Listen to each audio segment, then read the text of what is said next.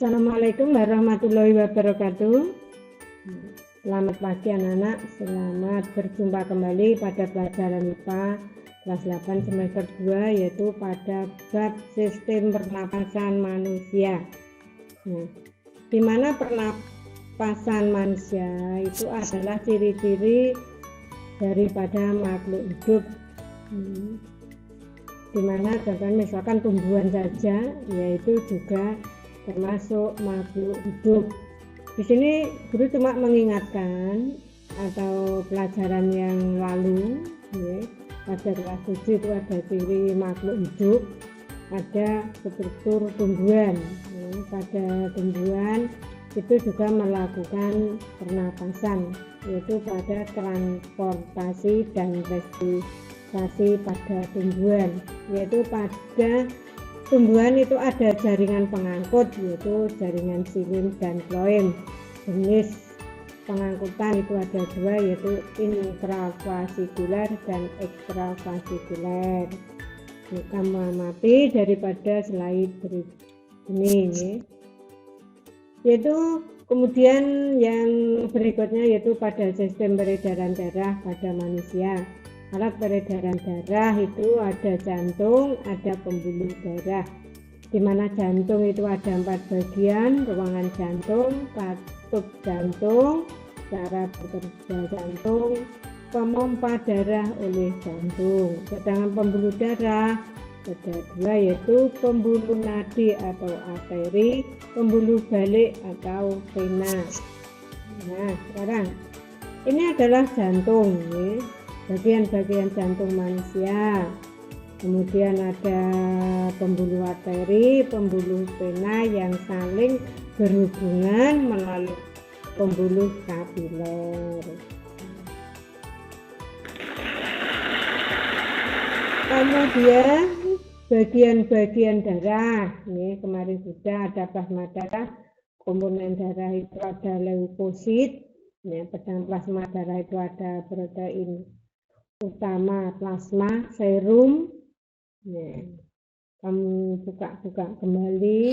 Nah, yang berikutnya adalah proses pembekuan darah, yaitu jika kita kena luka, darah akan keluar, maka trombosit pecah ketika terjadi luka, kemudian akan membentuk trombokinase, di mana trombokinase akan membentuk pada protombin yang dibantu oleh vitamin K atau ion kalsium. Akan terbentuklah benang fibrin, di mana benang fibrin akan terbentuk benang fibrinogen dan terjadilah benang-benang fibrin. Luka akan tertutup. Kemudian fungsi darah untuk apa? Sebagai alat pengangkut, sebagai pembuluh kuman penyakit, sebagai penghalang masuknya kuman penyakit, sebagai penjaga suhu tubuh. Itu adalah fungsi daripada darah. Kemudian golongan darah, masih ingat ya, ada golongan darah A, B, ada B, ada O.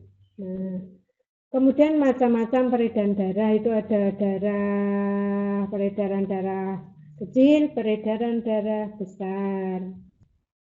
Nah, ini adalah proses daripada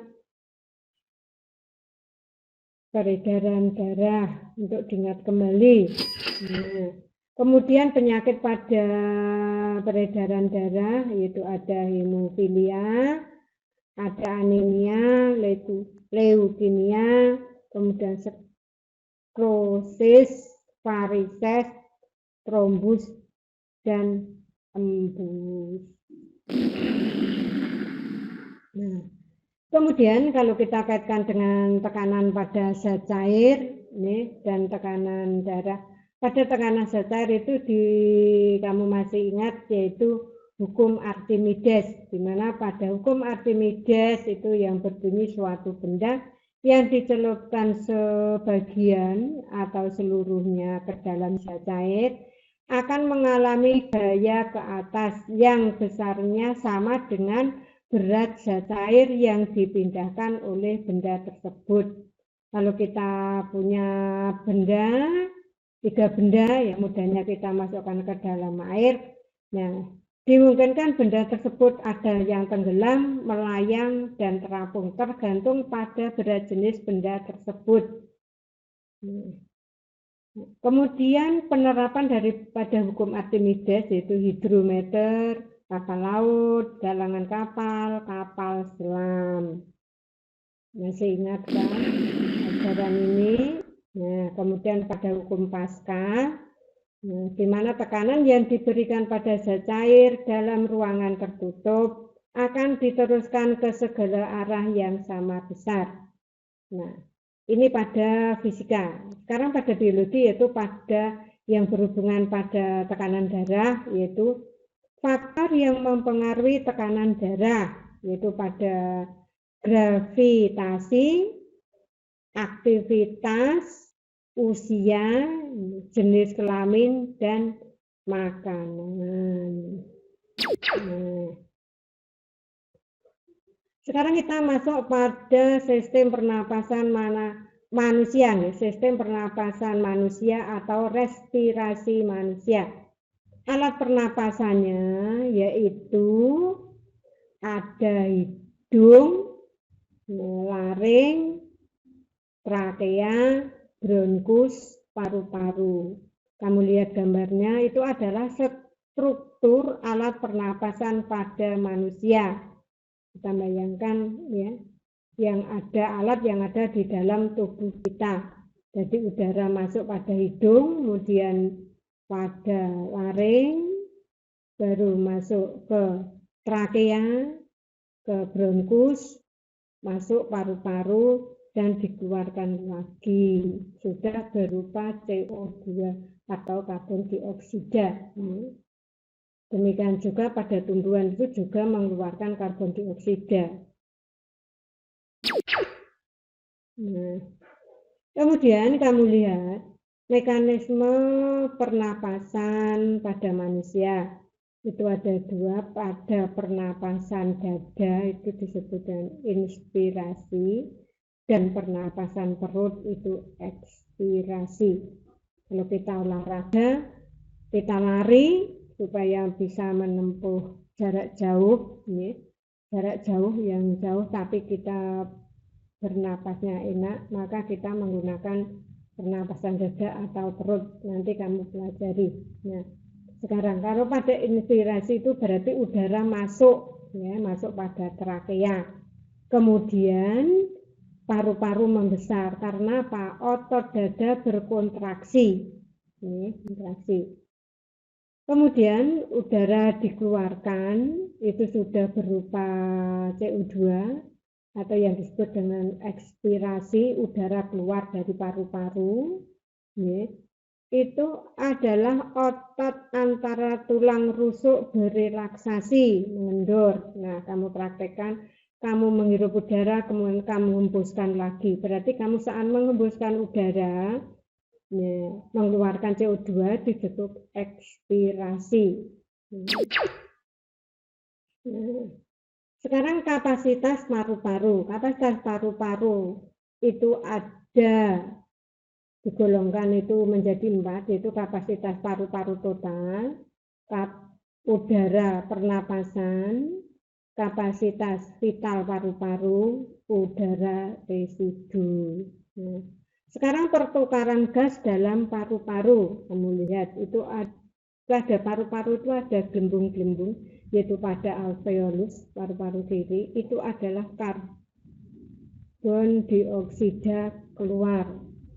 Yang pertama yaitu udara masuk, tadi disebut inspirasi, ya, udara di mana oksigen masuk diikat oleh sel darah merah. Ya.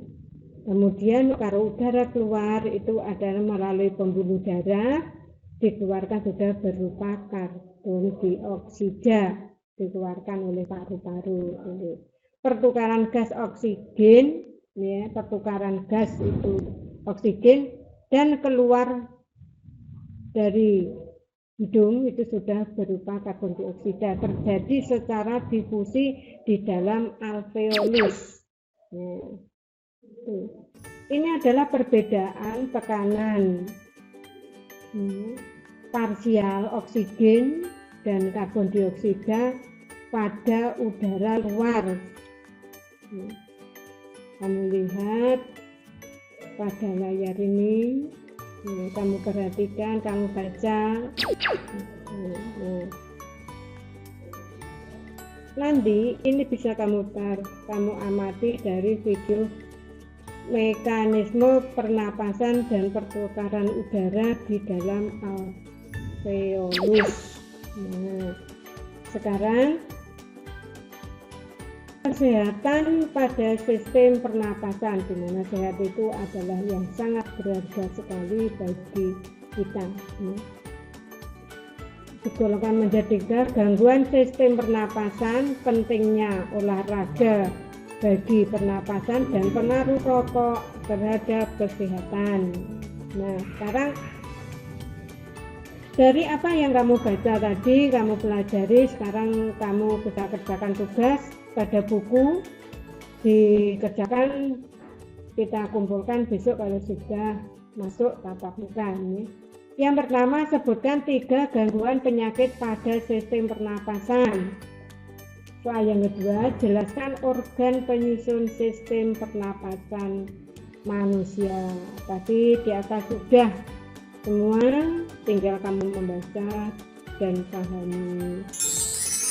Nah, kira-kira sekian dulu, kita bertemu lagi kesempatan yang akan datang di materi yang lain, persiapan untuk ulangan berikutnya.